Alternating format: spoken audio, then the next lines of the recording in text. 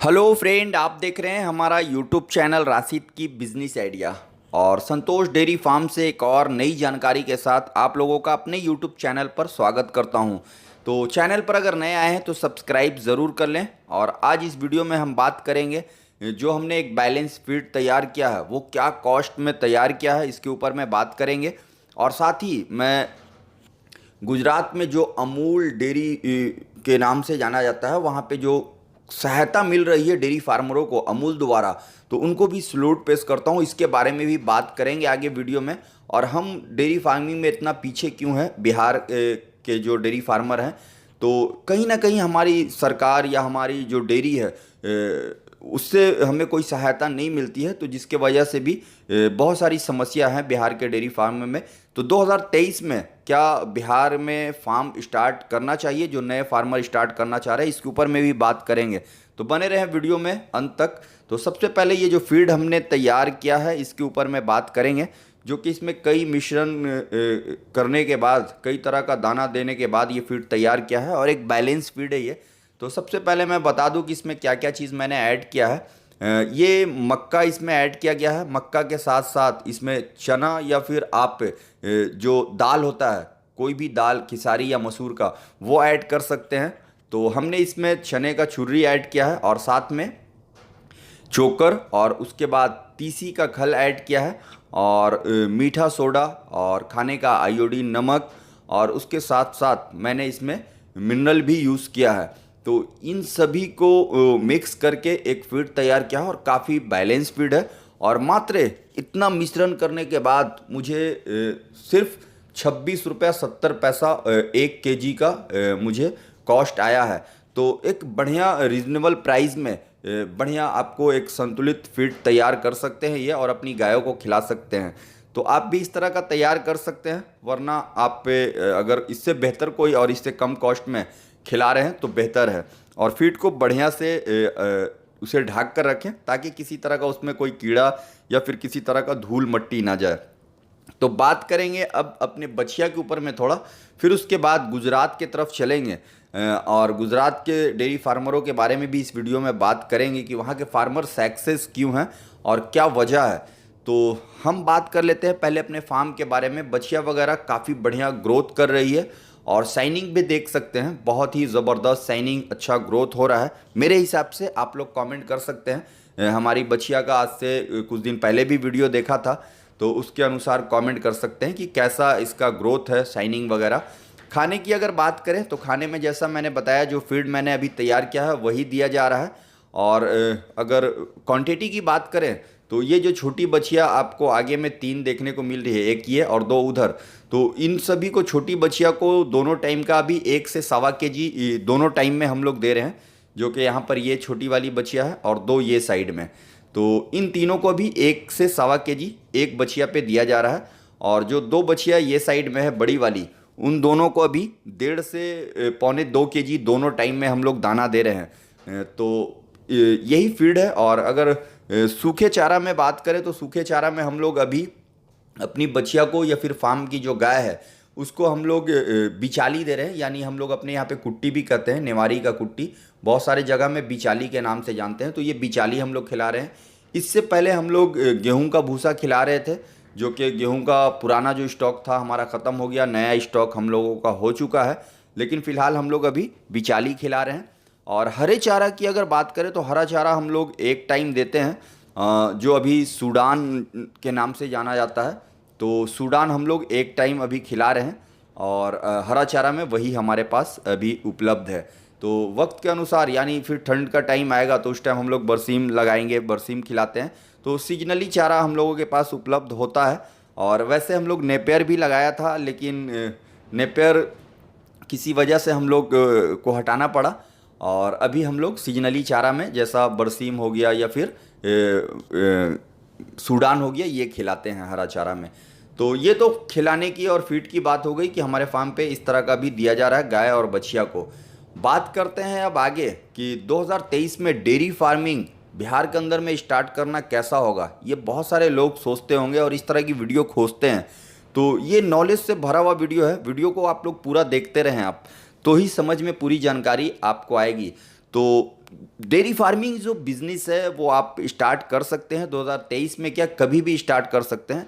लेकिन dairy farming business start करने से पहले आप ये चीज़ ज़रूर सोच लें कि आपके पास बैकअप क्या है, क्योंकि ये परेशानी मेरे साथ भी आई थी और कई फार्मरों के साथ आया है। बिहार के अंदर में कई ऐसे फार्मर हैं जो डेयरी फार्म बंद करते करते उन्होंने अपना फार्म आगे कंटिन्यू किया। जैसे मैं इज्जू भाई का नाम लेना चाहूँगा, जिन्होंने काफ़ी स्ट्रगल किया है डेयरी फार्मिंग में, और मैं उनको सलाम भी पेश करता हूं, जो कि काफ़ी स्ट्रगल करने के बाद उन्होंने अपने फार्म को कई बार ऐसा विचार भी किया कि बंद करेंगे, लेकिन उन्होंने फार्म को अपने कंटिन्यू किया है।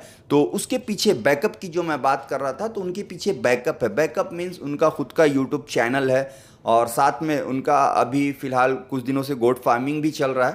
तो ये बैकअप मिल जाता है, यानी जब गाय उनकी ड्राई में थी और मिल्क नहीं कर रही थी, बहुत सारी परेशानियां आई उनके फार्म पे, तो उनके पास बैकअप था इसको रिकवर करने के लिए। तो उन्होंने अपने फार्म को रिकवर किया और अभी बहुत बढ़िया से उनका फार्म चल भी रहा है। तो बस यही कहना चाहूँगा कि बैकअप यानी आपके पास कुछ ऐसा होना चाहिए जो अगर आपकी गाय ड्राई में हो जाए तो आप उसे मैनेज कर सके। यानी अगर 5 गाय है और एक साथ अगर 3 या 4 गाय ड्राई में हो जाती है, तो सोच सकते हैं पर डे 100 से 150 रुपये ड्राई गाय को भी खिलाना होता है। तो लगभग 4 से 4,500 रुपया प्रति गाय का खर्च जोड़ सकते हैं। तो 4 गाय का जोड़ सकते हैं, लगभग 16,000 17,000 रुपया आप कहाँ से लाएंगे। प्लस में आपको फिर बछिया को भी खिलाना है, तो इसके लिए आपके पास बैकअप की मैं बात कर रहा हूँ, बैकअप होना चाहिए। और सबसे बड़ी जो बात है वो दूध का सेटअप, यानी आप एक अच्छे रेट में अगर दूध बेच सकते हैं, आपने अगर अपना मार्केट डेयरी से पहले बना लिया है दूध का, तो फिर आप डेयरी में हाथ डालें, डेयरी बिजनेस कर सकते हैं, किसी तरह का कोई दिक्कत नहीं है। अगर आप 50 रुपया दूध बेचने का हिम्मत रखते हैं और आपके पास हुनर है तो ही डेयरी फार्मिंग में आए, वरना आप सुधा में दूध देकर मेरे हिसाब से नहीं लगता कि डेयरी फार्म चला सकेंगे, क्योंकि बहुत समस्या है। और जैसा कि मेरे पास भी बैकअप के तौर पे है, खुद का खेती है और साथ में सुधा का कोड भी चला रहे हैं, तो कुछ वहाँ से भी बोनस वगैरह मिल जाता है। तो अब बात कर लेते हैं, बोनस की बात आ गई तो मैं अब गुजरात पहुंचता हूं और गुजरात की बात करता हूं।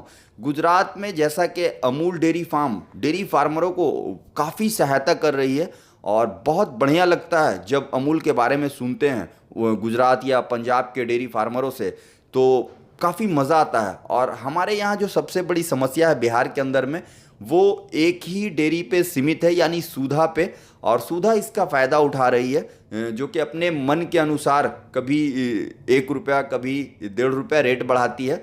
और वहाँ अगर गुजरात की बात करें तो गुजरात में, पंजाब में काफ़ी ऐसी डेयरी है जो वहाँ की लोकल डेयरी है, या फिर अगर बात कर लें अमूल की, तो वहाँ पे कंपटीशन बहुत है। अगर आप दूध का रेट कम देंगे तो अगला ज़्यादा देने के लिए तैयार है, तो जिसकी वजह से वहाँ पे दूध का रेट डेयरी में अच्छा मिल जाता है।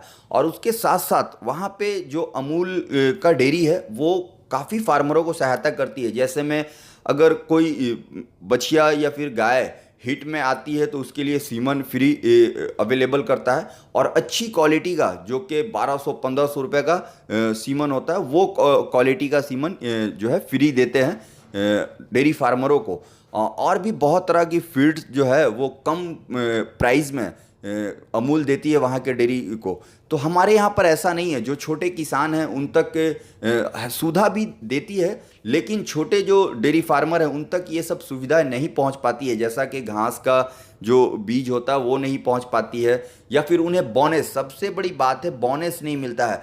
अगर गुजरात की बात करें, पंजाब की बात करें, तो वहाँ के डेयरी फार्मरों को साल में लगभग 12 लाख 14 लाख रुपए का उनको बोनस मिल जाता है, और दूध भी उनका अच्छा उत्पाद होता है, जिसके कारण उनको बोनस भी अच्छा मिलता है। तो दूध का कारण उत्पाद होने का जो कारण है, वहाँ पे लोग दिल से काम करते, क्योंकि उनको पता होता है कि हम जब इतना दूध उत्पाद करेंगे, इतना दूध हम डेयरी में देंगे तो हमें ये बेनिफिट मिलने वाला है। लेकिन हम लोग कहीं ना कहीं ये सब चीज़ का बेनिफिट नहीं ले पा रहे हैं, और उसके वजह से हम लोगों का आत्मविश्वास जो है डाउन हो जाता है, जिसके वजह से हम डेयरी फार्मिंग में फेल हो जाते हैं। तो कहने का मतलब यही है कि आप अपना लोकल सेटअप करें, डेयरी के चक्कर में ना रहें। जो बिहार के अंदर में डेयरी में दूध देना चाह रहे हैं सुधा में, तो सुधा में दूध देकर आप डेयरी फार्मिंग नहीं चला सकते हैं। ये मेरा अपना निजी राय है। बहुत सारे लोग चला भी रहे हैं और मैं खुद सुधा में भी दूध दे रहा हूँ। मेरा कुछ लोकल सेलिंग भी है। तो मैं सुधा में जो दूध दे के डेयरी चला रहा हूँ, इसका जो सबसे बड़ा मेन मकसद है कि हमारे पास सुधा का कोड भी है। तो हमें जो हमारा दूध है उसका 1 रुपया एक्स्ट्रा मिल जाता है, और साथ में फिर हमको कुछ दूध ज़्यादा जो कलेक्ट करके भेजते हैं तो उसका कुछ बोनस भी हमें मिल जाता है। तो ये हमारा साइड बैकअप हो जाता है, जिसके वजह से हमें बेनिफिट हो जाता है। तो हम मैनेज कर लेते हैं अपने फार्म को। लेकिन हर किसी के पास तो सुधा का कोड नहीं है, या हर किसी को सुधा का कोड नहीं मिल सकता। जो पहले से लेकर हैं, तो उस गांव में अगर दूसरा कोई व्यक्ति डेयरी खोल रहा है तो उनको तो सुधा का कोड नहीं मिलेगा। तो कहने का मतलब है, डेयरी फार्म अगर स्टार्ट करें तो सुधा के भरोसे ना स्टार्ट करें, आप अपने बलबूते पे स्टार्ट करें कि हमारा 50 केजी या 100 केजी जो मिल्क है हमारे फार्म से जो प्रोडक्शन हो रहा है उसे हम बेच सकते हैं 50 रुपये लीटर के हिसाब से। यहाँ मेरा दूध जाएगा और रेगुलर आपका कस्टमर होना चाहिए, तो ही फिर आप डेयरी स्टार्ट करें। वरना सरकार के भरोसे या फिर डेयरी के भरोसे अपना फार्म स्टार्ट ना करें। बस यही छोटी सी जानकारी थी। वीडियो कैसा लगा ये ज़रूर बताएं।